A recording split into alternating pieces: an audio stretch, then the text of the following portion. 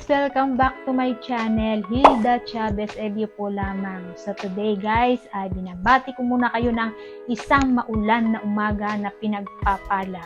So ayan, dahil maulan guys, ay naisip ko na lang na mag-DIY dito sa loob ng bahay ko dahil para hindi boring, ako ay gagawa ng isang bagay na pwede ko ulit mapakinabangan na syempre galing uli sa mga patapong gamit at hindi pinagkagastusan ng labis-labis. So ayan guys, gagawa ako ng accessories boxes ko para doon sa mga gamit ko, mga abo-abubot sa loob ng kwarto para hindi kung saan-saan nakalagay at mahirap hanapin kapag gagamitin, hinahanap-hanap pa. So para maging maayos at may kanya-kanyang lalagyan, gagawin ko sila ng lalagyan. So ayan guys, etong mga materials na gagamitin ko, papakita ko lang sa inyo. Galing lahat sa mga patapon na gamit. So ayan guys, eto ang aking mga materials na gagamitin. Syempre, ang empty box, ayan, na pinaglagyan ng aking cat food. So, nakakahinayang naman na itapon dahil napakaganda niya. So, ang dami ko nang naitapon na ganito. Kaya inisip ko kung ano ba ang dapat kong gawin dito kasi tapon na lang ako ng tapon. Lalo ganyan guys, tingnan nyo, nakadivide na siya. Kaya ang gandang gawin. Kaya inisip ko na pwede ko itong paglagyan ng mga gamit ko. Kaya i-recycle ko sila. So, ito ang aking gagamitin, itong empty box na ito at gagamitan ko siya ng cardboard. Yan. Meron ako ditong mga lumang mga cardboard na hindi na nagagamit. Medyo matigas siya. At ito ay magagamit ko sa kanyang pangdekorasyon. Siyempre, meron akong glue. Ang aking walang kamatayang glue. At ang aking double-sided tape. Scotch tape. Ayan. Meron din akong malapad na double-sided tape at syempre gunting. Ayan lang naman ang aking mga gagamitin guys.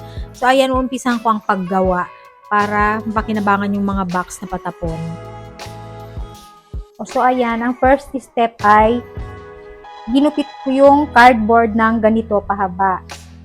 Ayan, ganito. Ganitong kalaking cardboard, ginupit-gupit ko siya ng ganito para magawa ko siyang parang banig. So, ayan. Ang first step na gagawin ay itong aking box ay didikitan ko muna ng white paper yung kanyang loob para hindi naman kitang-kita yung brown ng kanyang box. So, ayan. Gagamit lamang ako ng mga scratch na coupon band na may sulat sa likod dahil DIY nga tayo. Ayan. Ang gagamitin ko yung kabila na walang sulat. Sayang naman kasi ididikit ko lamang naman doon sa loob. So ayan, gagamit ako ng glue para pandikit.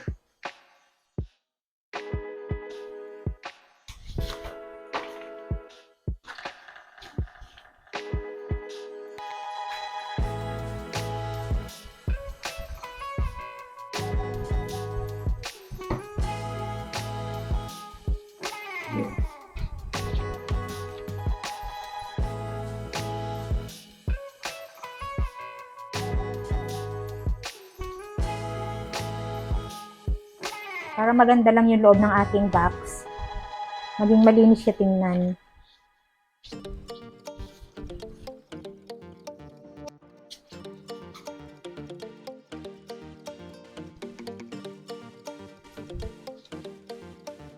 Yan, dikit ko lang.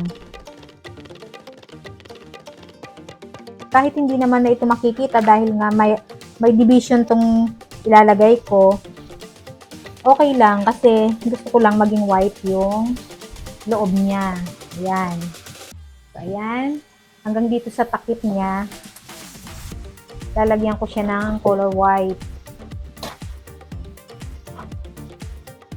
So, ayan. Lalagyan ko na ng cover na white yung kanyang loob. Ayan. Although hindi na siya masyadong nalagyan sa mga gilid, okay lang yan kasi meron pa naman akong ilalagay dito sa loob mamaya yung kanyang mga division. Kaya matatabunan din yan. Ang gusto ko lang naman ay maging white yung mga nakikitang bahagi. So, ayan. Ang susunod guys ay maglalala ako ngayon nitong mga stripes cardboard na ginawa kong pahaba. Gagawin ko siya ngayong parang banig style.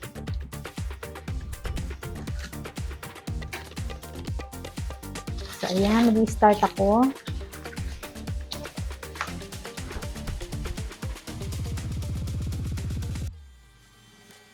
First step dito guys ay ganito. Gagamitan ko siya syempre ng double-sided tape para dumikit yung bawat gilid. So, ayan.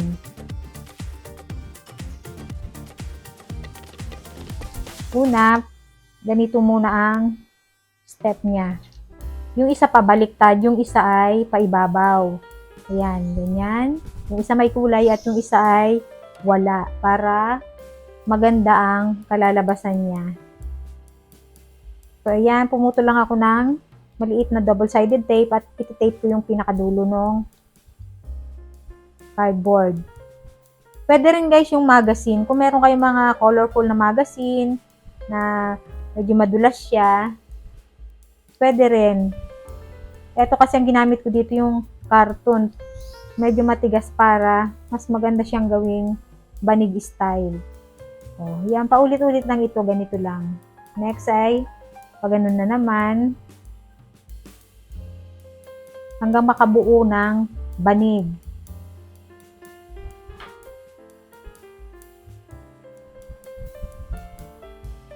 Mas maganda yung double-sided na lang gagamitin para kabilaan madikit. Kasi madikit ang double-sided tape. Kesa naman glue. Yung glue kasi, hindi ka agad matutuyo kapag ikinabit mo. Pero ang double-sided, agad siyang madikit. Ayan, sa sobrang dikit, di ko na maalis. Yun.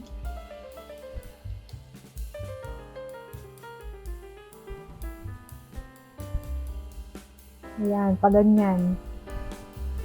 Oh.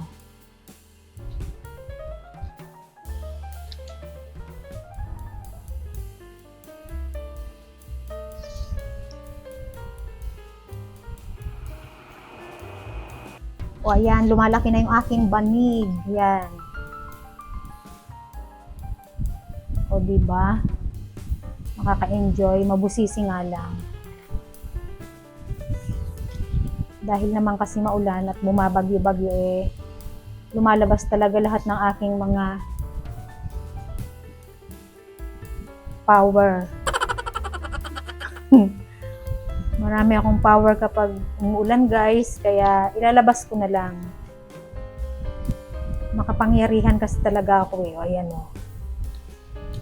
Pero syempre power naman yan na ano,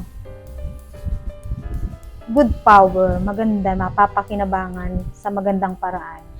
Kesa naman makipag-marites ka dyan sa labas at wala kang matutunan, eh, ganito na lang ginagawa ko. Lalo maulan, o ayan. Na-enjoy ko pa yung aking mga oras.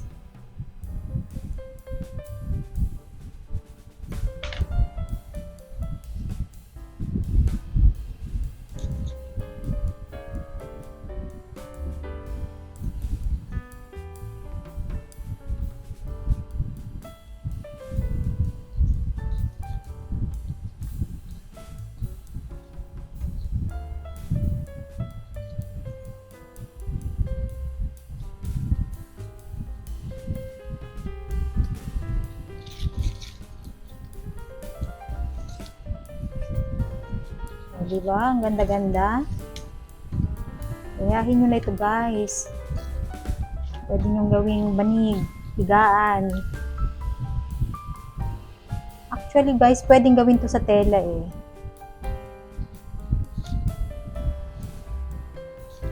O dito, o yan, banig na siya. O ayan o, ganda.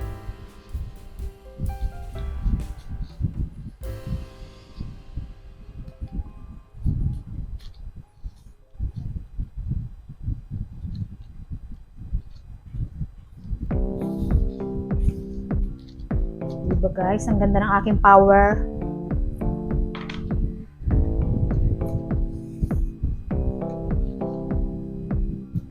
Susunod naman nito guys ay lulunok na ako ng bato. Kasama ko na rin dito si Ding. Magiging Darna na ako niyan. Para naman yung mga nag-aabang laging Marites dyan, lalo silang ganahan sa pagmamarites.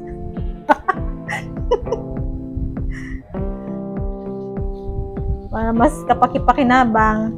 Gawin nyo guys kung lulunok na ako ng bato. At magdadarna na ako niyan. Darna! At kayong mga Marites naman, sige lang. Watch lang kayo ng video. Marami pang susunod. Susunod magta-tumbling ako, mga ganun ba? Para na-exercise pa ako, magiging flexible pa yung mga bones ko. Tapos, susunod magcha-cha-cha-cha ako habang gumagawa ng DIY, ganun.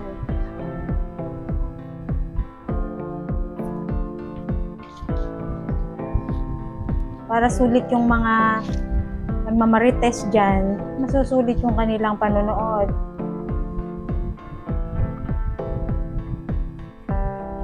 Habang ako nag-e-enjoy, sila naman ina-stress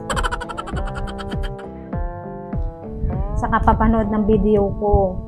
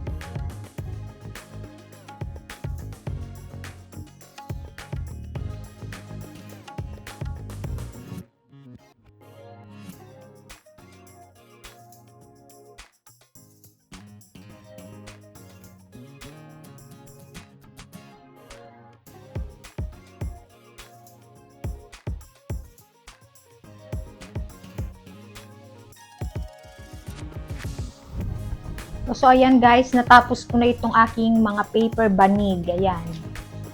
Eto na, nakagawa ako ng 3. Ayan. At ngayon, ang susunod naman na gagawin ko ay kakabit ko na dito sa aking box. Didikit ko na siya dito sa kanyang mga gilid. Ayan. Didikitan ko na ito para maging maganda siya. So, ayan, magdidikit muna ako para matapos na itong aking accessories box. Ayan, ganyan magiging dating guys. So, ayan. Didikit ko lamang yan. Ayan. Mag-fold siyang ganon. Ayan, magdidikit na ako. Una, lalagyan ko muna ng adhesive tape yung aking box para dumikit siya.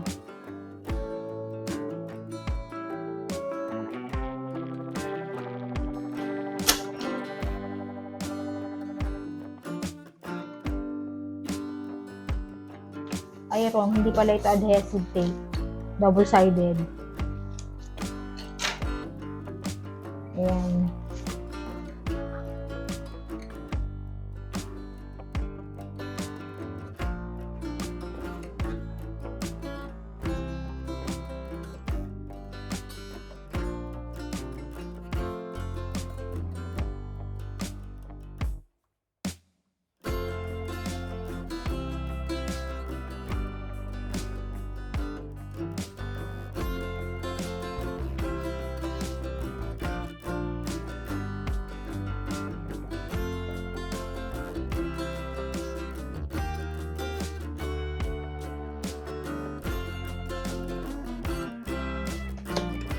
Ayan guys, talagang double-sided tape na lang talagang ginagamit ko kasi para Hindi na ako gumamit ng glue. Kasi ito mas mabilis dumikit kaysa sa glue.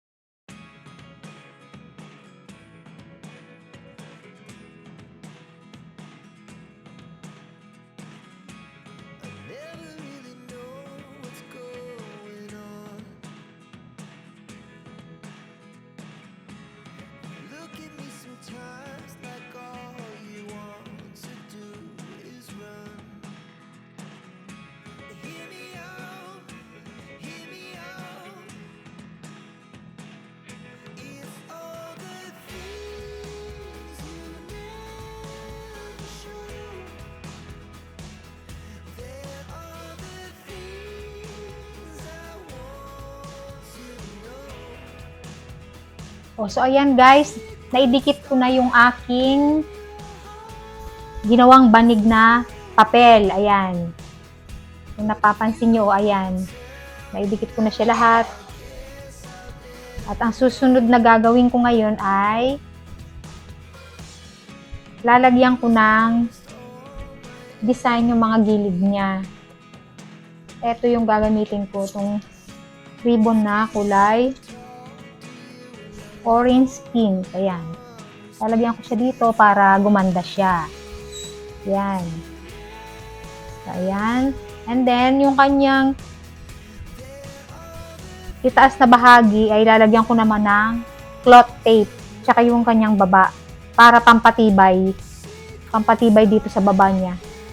Na mas kumapit yung aking ginawang banig na papel. Ayan. So, ayan. Magdidikit muna ako ng ribbon.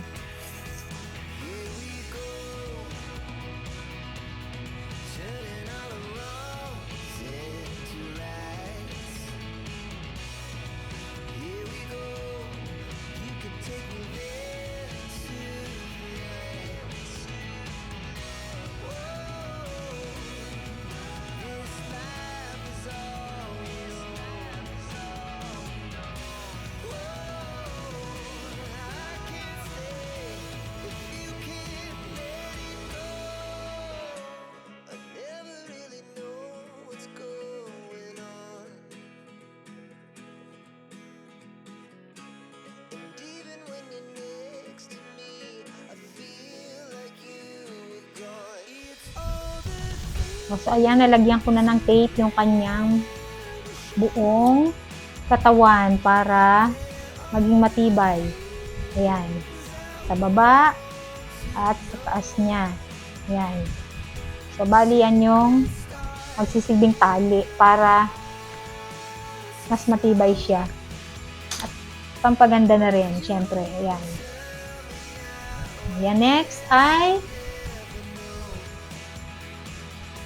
eto namang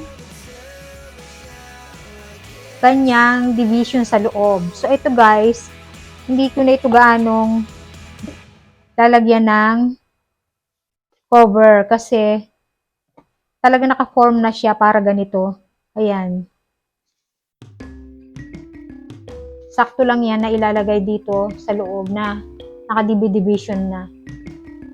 So, ang gagawin ko na lang ay kukuberan ko ng white itong kanyang loob para medyo maganda siya. Magpa-partner siya dito sa box.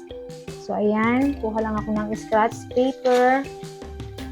Yung mga papel na hindi na ginagamit. May sulat sa likod. Ayan. Para hindi masayang. Re-recycle ko para magamit din. Ayan. I-form ko lang dito para mahulma siya kung gaano kalaki yung aking gugupitin. Sukatin ko na lang siya dito, guys.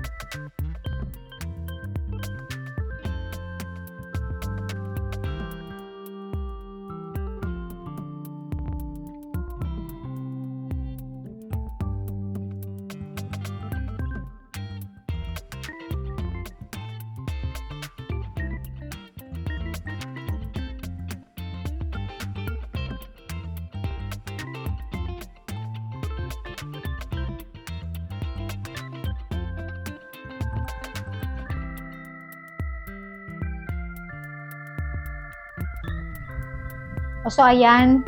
Ayan, na-cover ko na yung kanyang loob ng white color. Ayan. So, ayan. Ito, ilalagay ko na ngayon dito sa loob ng kanyang box. Ayan. Tapusin ko lang yung mga iba kasi apat ito, guys. Bali, apat siyang kakabit ko rito. Ipapasok ko dahil pang-apatan naman talaga.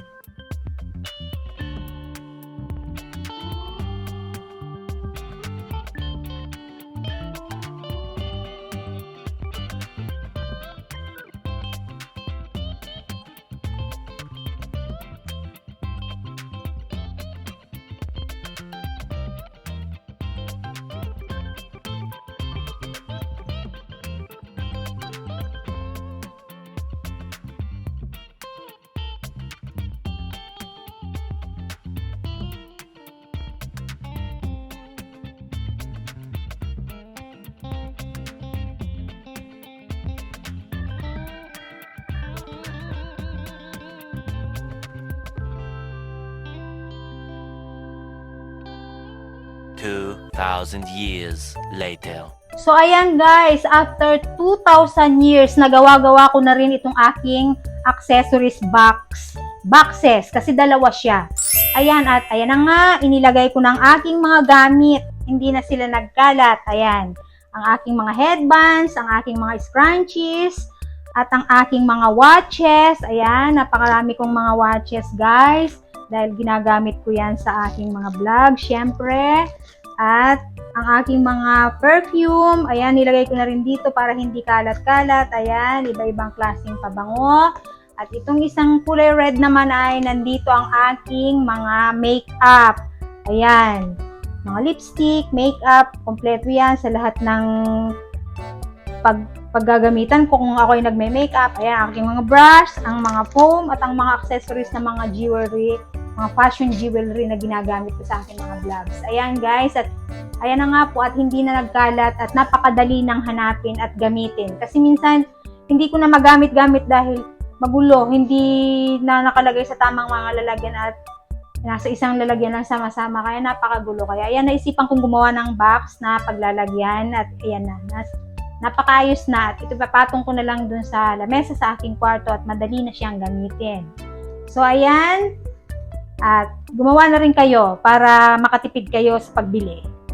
So ayan guys, after all, eto na ang result ng aking proyekto. So ayan, at kung mapapansin nyo guys, dun sa mga video ng vlog na ito ay every other day ko po siyang ginagawa. Kaya iba-iba ang damit na suot ko dun. Baka mapapansin nyo kasi nga napakahirap. Mahirap po ang paggawa. Hindi ako nadalian dito kasi sa lahat ng ginawa kong DIY na project ko dito sa aking vlog, dito po ako talaga nahirapan sa boxes na ito. Dahil dito nga sa paggawa ng kanyang cardboard banig. Yan. Pero ang ganda naman ng result. Tsaka talaga ang ganda. Satisfied naman ako sa naging resulta niya. Ayan. At sigurado akong tatagal ito dahil maingat naman ako sa mga gamit ko. So, ayan guys. Thank you very much guys for watching. At sana ay pagpalain po kayo ng ating pong may kapal. Salamat sa lahat-lahat ng aking mga subscribers, followers, sa aking mga viewers lalo na, at sa walang humpay na sumusuport. At dumadami po ang aking subscriber, kaya saludo po, salamat po sa inyong lahat, at hayaan nyo pong maibalik ko rin po ang pagtulong sa iba.